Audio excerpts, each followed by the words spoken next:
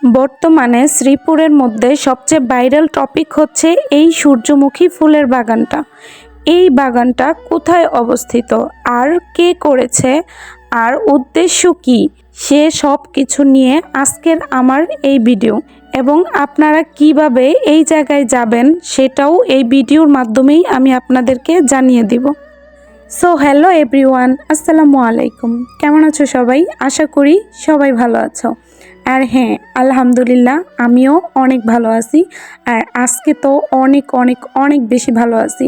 আর এত বেশি ভালো থাকার কারণ হচ্ছে এই সূর্যমুখী ফুলের বাগানের ফুলগুলো। এত সুন্দর ফুলগুলো আমার দিকে তাকিয়ে আছে। আমার মনে হচ্ছিল যেন ফুলগুলো আমাকে কিছু বলতে চাচ্ছে। সো এভরিওয়ান, কথা না বাড়িয়ে চলে যাই মূল টপিকে। আজকে আমি চলে আসছি একটি নতুন ব্লগ নিয়ে আপনাদের মাঝে। আশা করি আমার আজকের ব্লগটি আপনাদের কাছে অনেক ভালো লাগবে। আজকে সকাল সকাল ঘুম থেকে ওঠার পরেই ভাবছিলাম কোথাও একটা ঘুরতে যাব, কিন্তু কোথায় যে ঘুরতে যাব সেই প্লেসটাই খুঁজে পাচ্ছিলাম না। তারপর হঠাৎ ফোন হাতে নিতেই দেখলাম এই ভাইরাল সূর্যমুখী ফুলের বাগানটা। তারপর চট করে রেডি হয়ে গেলাম সুন্দর করে সাজুগুজু করে, যে আজকে এই ভাইরাল ফুলের বাগানে যাব। তারপর ফ্রেন্ডদের নিয়ে চলে আসলাম এই ভাইরাল সূর্যমুখী ফুলের বাগানে, যেটা কিনা অবস্থিত গাজীপুর জেলার শ্রীপুর উপজেলার বর্মি ইউনিয়নের কায়েতপাড়া গ্রামে। এই কায়েতপাড়া গ্রামে আসার পর যতটুকু বুঝতে পারলাম, এই ভাইরাল সূর্যমুখী ফুলের বাগানটা এই কায়েতপাড়া গ্রামের কয়েক গুণ সৌন্দর্য বাড়িয়ে তুলেছে। আর শুনশান নিস্তব্ধ একটি এলাকাকে গড়ে তুলেছে দর্শনার্থীদের দর্শনস্থান হিসেবে। আর প্রতিনিয়ত দূর দূরান্ত থেকে মানুষ ছুটে আসছে এই ভাইরাল সূর্যমুখী ফুলের বাগানের সৌন্দর্য উপভোগ করতে। তাই আজকে আমিও চলে আসলাম এই ভাইরাল সূর্যমুখী ফুলের বাগানের সৌন্দর্য উপভোগ করতে। এই বাগানটা কিন্তু অনেক বড় আর অনেকটা জায়গা জুড়ে বিস্তৃত, আর এত সুন্দর দেখাচ্ছে যে নিমেষের মধ্যেই আপনার মন কেড়ে নিতে পারে। সো গাইস, আমি এতক্ষণ এই বাগানটা আপনাদেরকে ঘুরে দেখাচ্ছিলাম। এখন আমি এই বাগানের মালিক, যিনি একজন ভাইয়া, ওনার সাথে কথা বলবো আর জানবো যাতে এই বাগানটাও ওনার করার পিছনে আসলে মূল উদ্দেশ্যটা আসলে কি। সো গাইস, আমরা কথা বলতে বলতে চলে আসছি বাগানের মালিক। এই যে ইনি হচ্ছে বাগানের মালিক। তো এই ভাইয়াটার সাথে আমরা এখন কথা বলবো আর জানবো যে ওনার এই বাগান তৈরি করার পিছনের উদ্দেশ্যটা আসলে কি।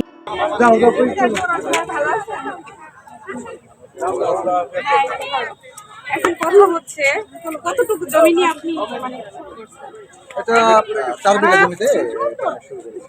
আচ্ছা, মানুষ তো কত কিছুই করে, বিভিন্ন ধরনের সবজি করে, আপনি ফুলটা কেন করছেন, এটা কেন? এটা কিন্তু একটা ফসল, একটা ফসল। আর হচ্ছে আমরা তো ধরেন ধান চাষ করি, আখ চাষ করি, অন্যান্য ফসল চাষ করি। তো সেক্ষেত্রে এটা হচ্ছে আমার মাথার মধ্যে ভিন্ন একটা আইডিয়া আছে যে আমরা এটাও একটা চাষ করলে হয়তো এর থেকে কি লাভবান হওয়া যায় কিনা, বা অর্থনীতিতে তেলের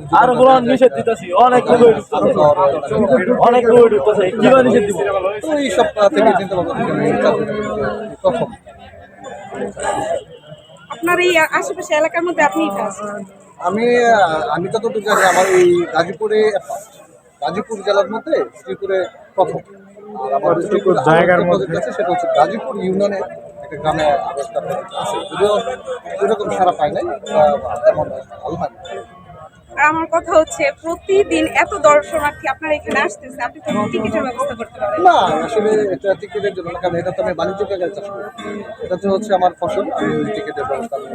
এই জন্য করে দর্শকদের জন্য আমি উন্মুক্ত রাখছি, যাতে সবাই আনন্দ উপভোগ করতে পারে, বা এই সূর্যমুখী যে ফুলের যে আবারটা সেটা তারা উপভোগ করুক।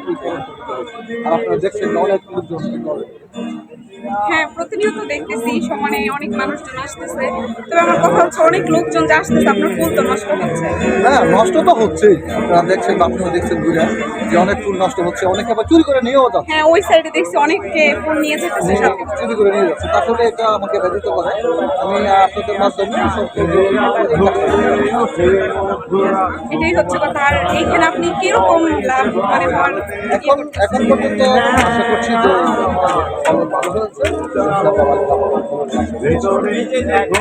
ভাইয়া, থ্যাংক ইউ আমাদেরকে মূল্যবান সময় দেওয়ার জন্য।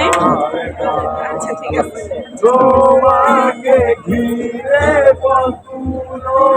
আমি আপনাদের সবাইকে বলবো অবশ্যই এই ফুলগুলো দেখেন কত সুন্দর ফুলগুলো, এইগুলো কিন্তু ওনার বাগানের তেল বানানোর জন্য করতেছে। তো আমি বলবো এখানে যারাই আসেন ভুলেও আপনারা ফুল টাচ করবেন না, আপনারা আসবেন, ছবি তুলবেন, সৌন্দর্য উপভোগ করবেন, কিন্তু কোনোভাবেই ওনার বাগানের ফুল নষ্ট করবেন না। কারণ উনি কিন্তু টিকিটবিহীন আমাদের এই বাগানটা দেখার সুযোগ করে দিচ্ছে, সৌন্দর্য উপভোগ করার সুযোগ করে দিচ্ছে। কিন্তু আমি এখানে আসার পরে অনেককেই দেখতে পারতেছি যে আসার সাথে সাথে ওরা ফুলও সাথে নিয়ে যাচ্ছে, কিন্তু আমি বলবো এটা আমাদের মোটেও করা উচিত না। উনি যে আমাদেরকে এখানে ঢুকতে দেওয়ার অনুমতি দিছে, এটাই আমরা সন্তুষ্ট থাকা উচিত। আর হ্যাঁ, যারা এখানে আসবেন একবারই ফুল নষ্ট করবেন না, শুধু ছবি তুলবেন আর সৌন্দর্য উপভোগ করে চলে যাবেন।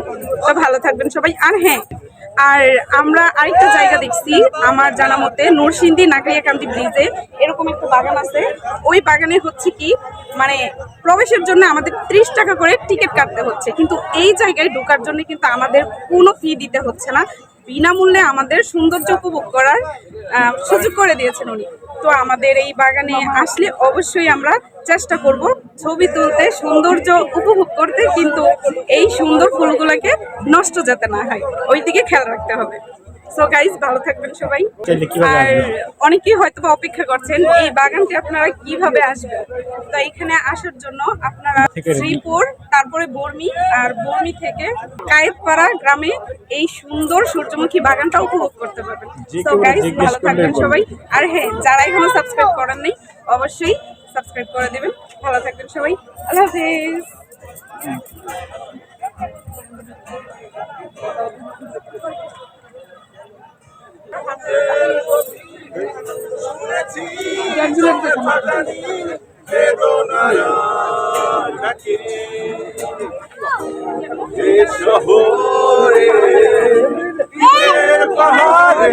ছিল না কেউ যে দেয়ার প্রেরণা,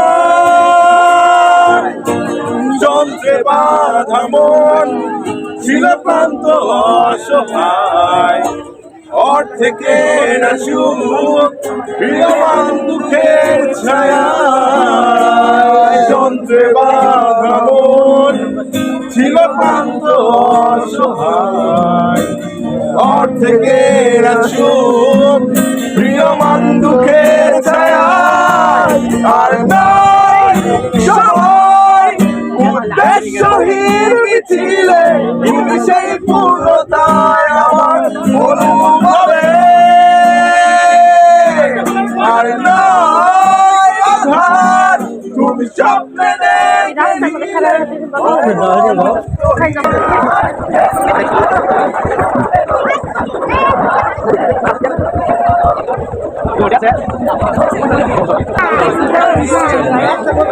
Tanya, donde que estoy sin hacer.